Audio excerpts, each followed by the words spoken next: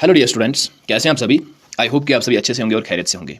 Video शुरू करने से पहले गुजारिश है कि अगर आप चैनल पर पहली बार विजिट कर रहे हैं तो चैनल को ज़रूर सब्सक्राइब कीजिएगा, क्योंकि इस चैनल पे आपको एजुकेशनल कंटेंट मिलते रहेंगे। आप प्लेलिस्ट चेक कीजिए, अपने जो भी सब्जेक्ट से क्वेश्चन आंसर्स लिखने चाहते हो या बुक रीडिंग करनी चाहते हो तो वो आप कर सकते हैं वहाँ से। ठीक है, प्लेलिस्ट बना रखी हुई है अलग अलग सब्जेक्ट्स की। आज की इस वीडियो में क्लास 9th इंग्लिश का जो दूसरा चैप्टर है गिलवर इन लिलीपुट, उसका दूसरा पार्ट उसके क्वेश्चन आंसर्स में दिखाने वाला हूँ। पहले दो वीडियोस जो है वो अपलोड हो चुके हैं, आप प्लेलिस्ट चेक कर सकते हैं, वहाँ से आपको मिल जाएंगे, या उनकी लिंक जो है प्लेलिस्ट की वो आपको डिस्क्रिप्शन बॉक्स में भी मिल जाएगी। तो चलिए आज की वीडियो को शुरू करते हैं। पहला question, where was Belfast situated and what separated it from Lilliput. पहला क्वेश्चन है, पहला सवाल है कि बेलफास्ट कहाँ सिचुएट था और कौन सी चीज इसको सेपरेट कर रही थी लिलीपुटियंस से। Answer, Belfast island was situated to the north east of Lilliput, a channel about 800 meters wide separated from Lilliput। Belfast island जो था ये नॉर्थ लिलीपुटियन के नॉर्थ ईस्ट में आता था और ये लिलीपुटियन से सेपरेट था एक चैनल से, एक नदी से, जो नदी 800 मीटर वाइड थी। Second question, why did Gulliver avoid appearing on the earth north east coast of Lilliput. दूसरा सवाल है कि गिलवर क्यों अवॉइड कर रहा है नॉर्थ ईस्ट कोस्ट पे अपीयर होना, लिलीपुटियंस के नॉर्थ ईस्ट कोस्ट पे अपीयर होना वो क्यों अवॉइड कर रहा था। ठीक है, answer, to be unseen Gulliver avoids appearing from north east.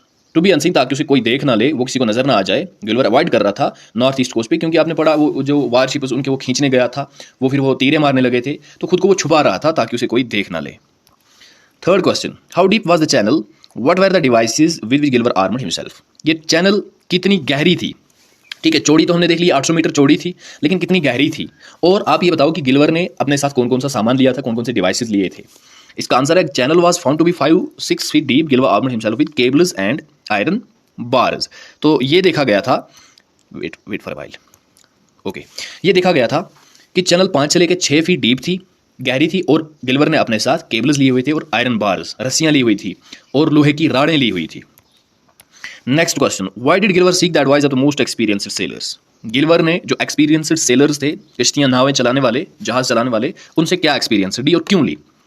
इसका आंसर है, in order to get complete knowledge of the channel Gulliver seeks advices from the experienced soldiers. ताकि गिलवर को कंप्लीट नॉलेज मिल जाए चैनल के बारे में, कहाँ पे कितनी गहरी है, कैसे मुझे तैरना है, कैसे मुझे दुश्मन पे वार करना है, उसने गिलवर ने एक्सपीरियंस्ड सोल्जर्स और एक्सपीरियंस्ड सेलर्स से एडवाइस ली थी।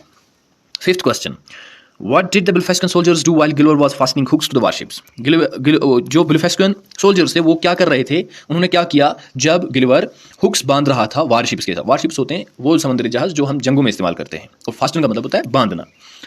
Answer, Gulliver was hit by many arrows which were as big as knitting needles by the soldiers of Belfascion when he showed his presence during fastening hooks to the warships। जो गिलवर था उसको बहुत सारी तीरें मारी गई, जो तीरें कितनी बड़ी थी, जितनी हमारी सुइयां होती हैं जिनसे हम कपड़े सीते हैं। ठीक है, as big as our knitting needles। तो बेलफास्टियन सोल्जर्स ने ये नीडलें मारी, ये एरोज मारे गिलवर पे, जब गिलवर ने उनको दिखाया कि वो क्या कर रहा था, वो हुक्स बांध रहा था उनके वारशिप्स के साथ। चलिए जी, हमारा अगला क्वेश्चन है, What did Gilbert do to save his eyes? गिलवर ने अपनी आंखें बचाने के लिए क्या किया था। Eye glasses were used by Gulliver to for protection his eyes. तो गिलवर ने अपनी आंखों की बचावकारी के लिए आई ग्लासेस लगा दिए थे, शीशे लगा लिए थे। ठीक है, गॉगल लगा ली थी। Seventh question, why did the ships not move when Gulliver pulled them. ये शिप्स क्यों मूव नहीं हो रही थी, ये क्यों हिल नहीं रही थी अपनी जगह से जब इनको गिलवर खींच रहा था, पुल कर रहा था। जवाब, ships were fastened by the anchors that are why they didn't move on Gilbert's pulling। तो शिप्स बांधी हुई थी, ये टाइड थी। एंकर किनको कहते हैं, एंकर्स जो होते हैं ना, ये दो तरह के होते हैं। एक एंकर होता है जिनको हम कहते हैं जो टीवी पे बैठ के रिपोर्टिंग देते हैं, उनको भी एंकर कहते हैं। और एक एंकर होता है वो एक पोल जैसा होता है, उसके साथ बांधा होता है ये शिप, ठीक है, रस्सी के साथ, उसको भी एंकर कहते हैं। जैसे पोर्ट पे होता है, ओके, गाड़ी जहाँ पे रुकती है उसको हम क्या कहते हैं, जैसे जहाँ पे ये समुद्री जहाज रुकते हैं उसको हम पोर्ट कहते हैं, पोर्ट, बंदरगाह। तो वहां पे ये बांधे होते हैं हुक्स के साथ और उसको एंकर कहते हैं। तो इसीलिए ये मूव नहीं हो रहे थे, ये हिल नहीं रहे थे अपनी जगह से जब इनको गिलवर खींच रहा था, क्योंकि ये बांधे हुए थे वहां पे। Question number 8, what did Gulliver do to relieve the pain caused by the arrows. Gulliver ने वो पेन रिलीव करने के लिए क्या किया, जो पेन उसे किस लिए, कहां से मिली थी, जब उसको वो तीरें लगाई गई थी। An ointment given Lilliput to get relief from pain, Gilver used that। एक ऑइंटमेंट दिया गया था जो लिलिपुटियंस दिया हुआ था गिलवर को। ऑइंटमेंट एक किस्म की क्रीम होती है जो बॉडी पे लगाई जाती है ताकि पेन रिलीफ हो। तो यही इसने यूज़ की थी पेन को रिलीव करने के लिए, पेन से बचने के लिए। 9th question, what did the emperor and his court think on seeing the fleet at a distance. Emperor और उसका जो कोर्ट था, उसके जो बाकी दरबारी थे, कोटियर थे, वो क्या सोच रहे थे जब उन्होंने फ्लीट को दूर से आते हुए देखा, डिस्टेंस से आते हुए देखा। फ्लीट कहते हैं किसको? Group of ships, group of, जब शिप समुद्री जहाज बहुत सारे जब इकट्ठे चल रहे होते हैं उसको फ्लीट कहते हैं, ठीक है। इट्स कलेक्टिव नाउन, ये कलेक्टिव नाउन है। तो देखिए इसका आंसर है they thought of Gulliver's defeat and advanced of enemy to their island. वो ये सोच रहे थे कि ये जो फ्लीट, ये इतने सारे समुद्री जहाज आ रहे हैं, शायद गिलवर हार गया है, उसको मार दिया गया है और ये हमारी तरफ बढ़ रहे हैं, ये हमारे दुश्मन है, ये हमारी तरफ बढ़ रहे हैं, ये हम पे हमला करेंगे। लेकिन आपको तो पता है गिलवर पूरा डूबा हुआ था, उसकी मुंडी सिर्फ नजर आ रही थी और वो खास वो पूरा नजर नहीं आ रहा था, इसलिए उन्हें ऐसा लग रहा था, जबकि वो गिलवर ही उनको खींच रहा होता था। Next question, how did Gulliver show his loyalty to the emperor? Gulliver ने कैसे लॉयल्टी, कैसे वफादारी दिखाई एम्परर के साथ? Defeating the fleet of the enemy even after being hit seriously, Gulliver show his loyalty to the emperor. Defeating the fleet, उसने defeat किया पूरी फ्लीट को, एनिमी की पूरी फ्लीट को, दुश्मन को हराया उसने, जबकि वो बहुत जख्मी भी हुआ था, ठीक है, सीरियस भी हुआ था, लेकिन गिलवर ने लॉयल्टी दिखाई एम्परर के साथ, उसने वफादारी दिखाई, उसने दगाबाजी नहीं की। Last question is, how did the emperor reward him for his service? Emperor ने क्या रिवार्ड दिया गिलवर की सर्विस के लिए? Gulliver was given that name of great lord in his honour by emperor. Gulliver को कौन सा नाम दिया गया? उसके ऑनर में ग्रेट लॉर्ड का नाम दिया गया। चलिए, ये थे आपके छोटे से 11 question. What happened to it? अब हम आते हैं लैंग्वेज वर्क पे। सॉरी, वेट, इसको क्या हुआ?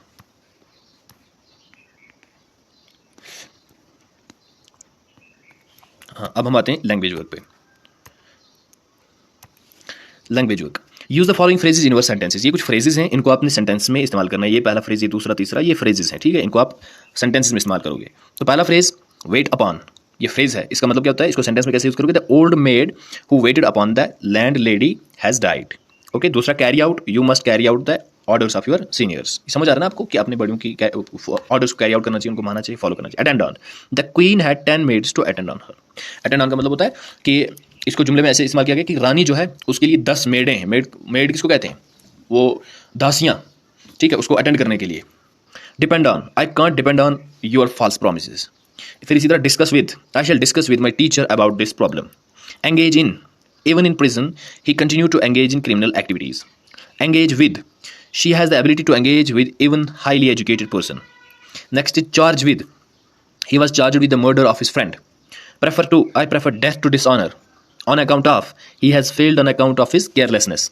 तो इस तरह से इन फ्रेजेस को आप सेंटेंसेस में इस्तेमाल कर सकते हैं। Let's move to the next question. हमारा अगला क्वेश्चन है, give the adjective of the following nouns and use them in your own sentences. Give the adjectives of the following. इन नाउन्स के हमें एडजेक्टिव्स देने हैं, इन नाउन्स के हमें एडजेक्टिव्स देने हैं और उन एडजेक्टिव्स को फिर हमें जुमलों में भी, सेंटेंसेस में भी इस्तेमाल करना है। तो देखिए यहाँ पे ये नाउन है, ये नाउन है अटेंशन, तो इसका एडजेक्टिव क्या होगा? अटेंटिव, ठीक है। इसको जुमले में इस्तेमाल करना है, be attentive to what your teacher says. फिर इसी तरह दूसरा है बेसिक, इसका बेसिक ही होगा, एडजेक्टिव भी, ठीक है। His basic problem is that he lakhs confidence. ये नजर आ रहा है ना आपको? चलिए मैं इरेज कर देता हूँ इस सबको पहले, ताकि आपको क्लियर यहाँ पे दिख जाए। फिर थर्ड, कॉन्वीनियंस, तो इसका एडजेक्टिव का convenient, we must arrange for a convenient time and place for the meeting. Emperor, तो इसका होगा इंपीरियल, याद रखना आपको, एम्पेरर नाउन का इंपीरियल होगा adjective. The rebels defeated the imperial army, rebels ने इंपीरियल आर्मी को डिफीट किया। Next is majestic, the mountain scenery presents a majestic look.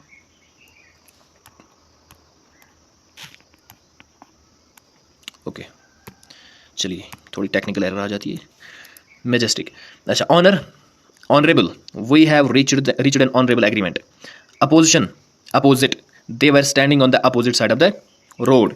Next is religion, religious, she is religious lady. Sympathy, sympathetic, Punjabis have a sympathetic heart.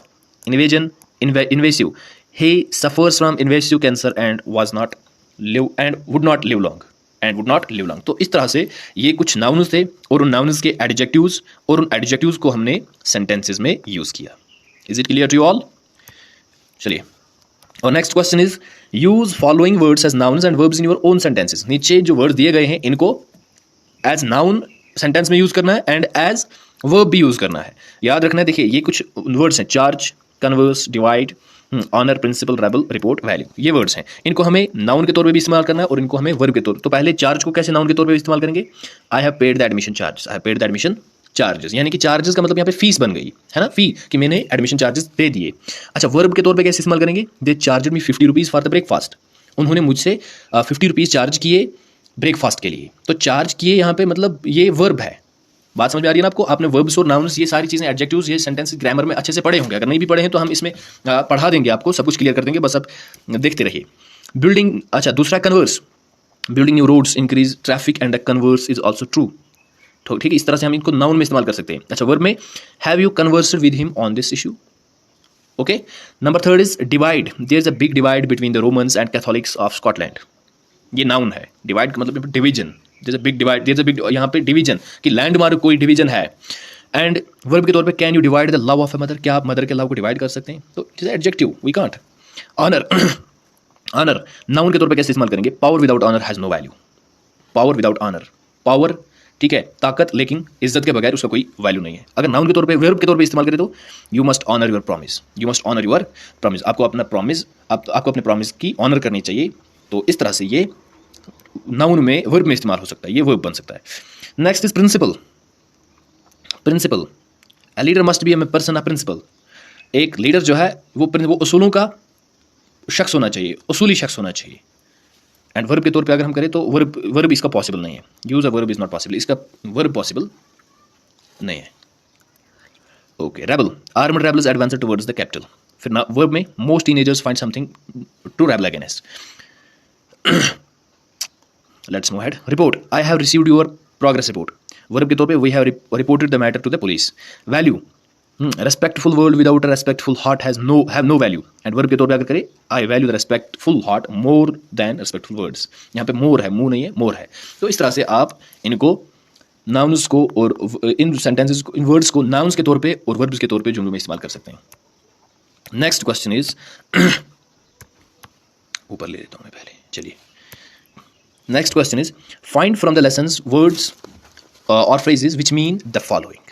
आपको lesson में से words या phrases आप find करने हैं जिनका मतलब हो, जिनका मतलब ये हो। ये पहला, wait upon the person and carry out his orders. ठीक है, wait upon a person and carry out his orders, इसका मतलब है अटेंड। क्या है? अटेंड। फिर number second, to work together about something, consider a question और प्रॉब्लम केयरफुली, तो इसका है conversation. And number third, a difficult question, a matter that needs a solution, यानी कि प्रॉब्लम, ये प्रॉब्लम। अ डिफिकल्ट, हाँ, like something better means prefer. Okay,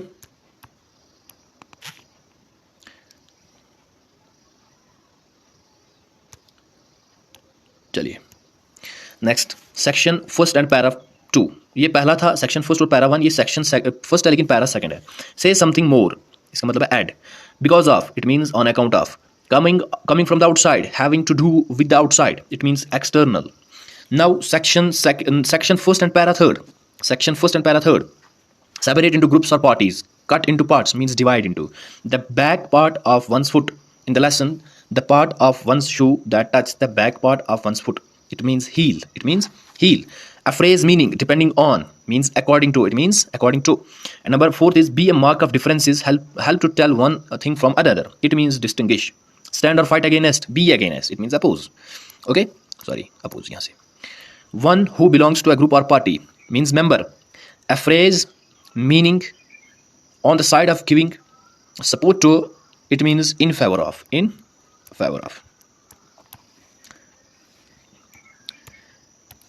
Section first and para 4.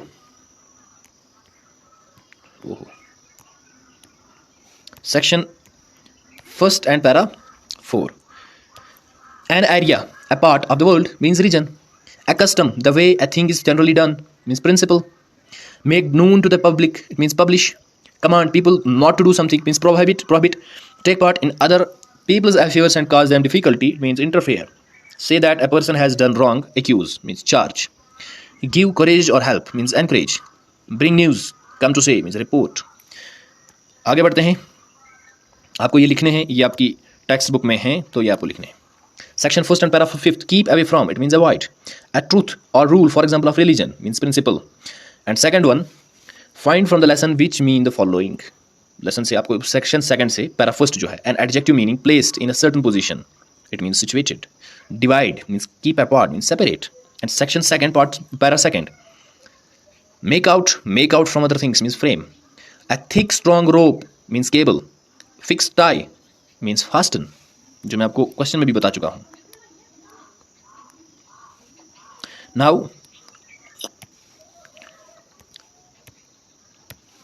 para second, section second and para third, a substance used on the skin to relieve pain extra, उसको कहते हैं ointment. Make pain extra less, free somebody from worry means relieve.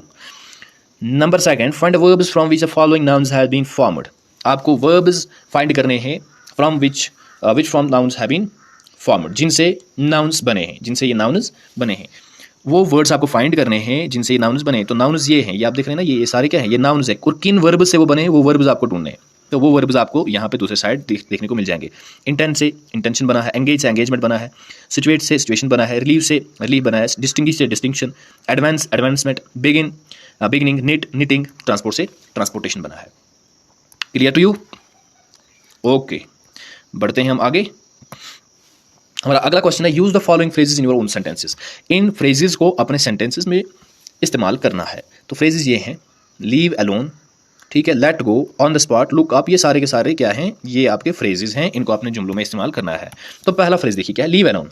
I have told your many times, sorry यहाँ पे you है, I have told you many a time to leave my things alone. मैंने आपसे कई बार कहा है कि मेरी चीज़ों को छोड़ दो, उनसे छेड़खानी मत करो. Let go, don't let go of the rope, ठीक है. On the spot, I can't take any decision on the spot, मैं एक स्पॉट पे ऑन द स्पॉट में कोई डिसीजन नहीं ले सकता. Look up, prices are looking up these days, means कि बढ़ रही हैं, प्राइसेस बढ़ रही हैं. Give up, you should give up smoking, आपको स्मोकिंग छोड़ देनी चाहिए. Give in, I always give in before rude people, I always give in before rude people, मैं रूड पीपल के सामने बात नहीं करता, उनको डस्टबिन में डालता हूँ. गिव स्वे, यहाँ पे गिव अवे, ठीक है. हाँ, the president give away the prizes, president ने, सदर ने प्राइजेस दिए. Help out, my friends help me out of the problem. At least, I need at least 50 rupees. Be situated in a place. Our school is situated in the heart of the city. Distinguish from, her beauty distinguishes her from her sister. Lie at anchor.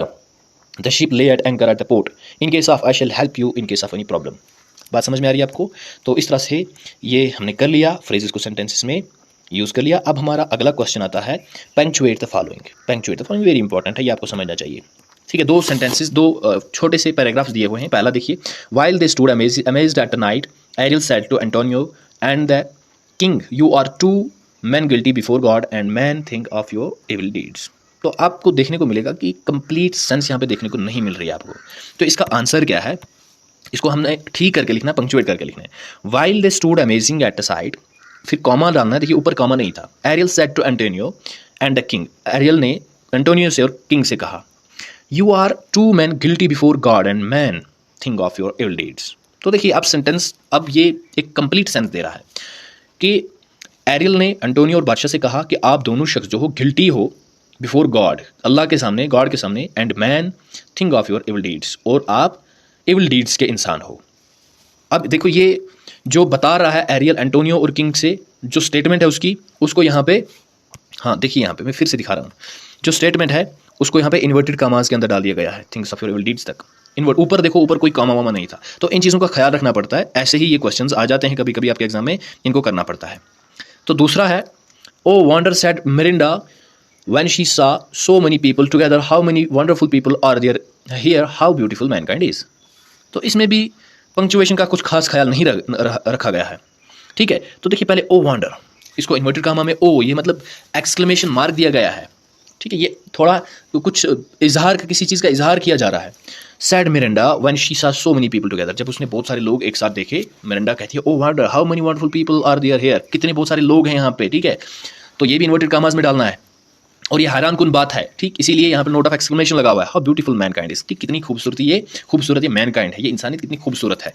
तो ये भी inverted कामास में डालना है. इस तरह से ये पंक्चुएट भी हमने कर लिया. नेक्स्ट क्वेश्चन, ये आप चाहो तो लिख सकते हो, नहीं भी चाहोगे तो नहीं लिखोगे तो चलेगा. Explain how the war broke out between the empires of Belfast and Lilliput. ये एक्सप्लेन करो कि कैसे वार इन बेल्फास्को और लिलीपुतियन के दरमियान होता है। चलिए मैं इनका आंसर दिखा देता हूँ। There was an old religious principle in Lilliput that an egg should be broken at a bigger end, not at a smaller end, but a certain emperor of the state prohibited this practice of breaking eggs at a bigger end. There were a bitter opposition to it, and there were frequent rebellions. At least 11,000 people suffered death at various times. Some rebels escaped to the state of Belfasco. The emperor of the state encouraged the rebels. He gave them all his sympathy. He began to plan an invasion on Lilliput. Thus war broke out between the two empires. मुझे उम्मीद है कि समझ में आ चुका होगा आपको कि मसला असली हुआ था, एक ओल्ड रिलीजियस प्रिंसिपल था लिलिपुतियंस का कि अंडे को बड़े साइड से तोड़ना चाहिए, ना कि छोटे साइड से। लेकिन एक सर्टन एम्पायर जो था स्टेट का, उसने इसको प्रोहिबिट कर दिया कि आप एग को बड़े साइड से नहीं तोड़ सकते। क्यों? वो भी हमने देखा कि उसके ग्रैंडफादर की उंगली कट चुकी थी जब वो बच्चा था, अंडे को बड़े साइड से तोड़ रहा था, इसीलिए बैन लगा दी गई, प्रोहिबिट कर दिया गया। और ये बिटर अपोजिशन हुई, इसकी रिबेलियन हुआ, इसको अपोज किया गया इस लॉ को, ठीक है। तो उसमें लगभग एटलीस्ट 11,000 लोग जो है वो सफ़र की, डेथ हो गई उनकी, मर गए एट वेरियस टाइम्स। और सम रेबल्स वो एस्केप होकर भाग गए वहाँ से स्टेट ऑफ बेल्फास्को की तरफ। और एम्पायर जो था स्टेट का, उन्होंने एनकरेज किया रेबल्स को। He gave them all his sympathy, उन्हें पूरी हमदर्दी दिखाई। He began to plan an invasion on Lilliput. और फिर क्या हुआ, वो सोचने लगा, उसने ये प्लानिंग शुरू कर दी कि मैं इन्वेड करूंगा लिलीपुत को, 10 वार ब्रोक आउट। और इस तरह से वार शुरू हो जाता है, इस तरह से जंग उन दोनों के दरमियान बढ़ जाती है। Next question, give a brief account of how Gulliver captured the Blefuscu fleet. एक छोटा सा अकाउंट देना है, एक छोटा सा आंसर देना हमें कि किस तरह गिलवर ने बेल्फास्को की फ्लीट को, शिप्स को अपनी हिरासत में ले लिया था। चले, Gulliver had brought with him 50 strong cables and 50 iron hooks. On seeing them, the enemy was so frightened that they all ran away, leaving behind their warships. Gulliver fastened the hooks to the prows of all the warships. He tied their ends together into a knot. Taking the knotted end in his hands, he pulled, but not a ship moved. Gulliver saw that all the ships were held fast by their anchors, so he cut the cables and fastened the anchors. Now he took up the knotted end of the cord again and drew after him the entire fleet of the enemy. He brought it easily to the Lilliputian shore. The Gulliver captured the Belfascan fleet. तो Gulliver ने क्या किया, इसने अपने साथ 50 केबलें ली strong और 50 iron की hooks ली। और on seeing them the enemy was so frightened, इसको देख के एनिमी बहुत डर गया था, वो भाग गए वहाँ से। उन्होंने वो अपने वो शिप्स छोड़ दिए वहीं पे। गिलवर ने उन शिप्स के साथ हुक्स बांध लिए, उनके प्रोज में, प्रोज कहते हैं वो नॉट जो होता है ना जिसमें हम फंसाते हैं उस हुक को, उनमें फंसा लिए सारे के सारे वारशिप्स में। और उसने एक एंड जो था इनका वो एक साथ बांध लिया, मतलब ऐसे बहुत सारे वारशिप्स थे, ठीक है, बहुत सारे वारशिप्स ऐसे सारी रस्सियां जो है एक साथ कनेक्ट कर ली, यहाँ पे एक नॉट बना लिया और उस नॉट को अपने हाथ में ले लिया और उनको इन सबको खींच रहा था। Taking the not and in his hand he pulled but not a ship move. लेकिन एक भी शिप जो है मूव नहीं हो रही थी। क्यों? क्योंकि वो सारी की सारी बांधी हुई थी उनके एंकर्स पे। तो so he cut the cables that fasten the anchors. तो वो वहाँ पे गया, वो केबल्स काटी जो उनको उन एंकर्स पे फास्टन की गई थी। Now he took up the knotted end of the cord again, फिर से उसने नॉटेड एंड लिया अपने हाथ में और उन्हें सारी फ्लीट जो है एनिमी की वो ड्रिव की, वो अपने तरफ ले ली और ईजिली लिलिपुतियन शोर पे पहुंचा ली। इस तरह से गिलवर ने बेल्फास्कन फ्लीट को कैप्चर कर लिया।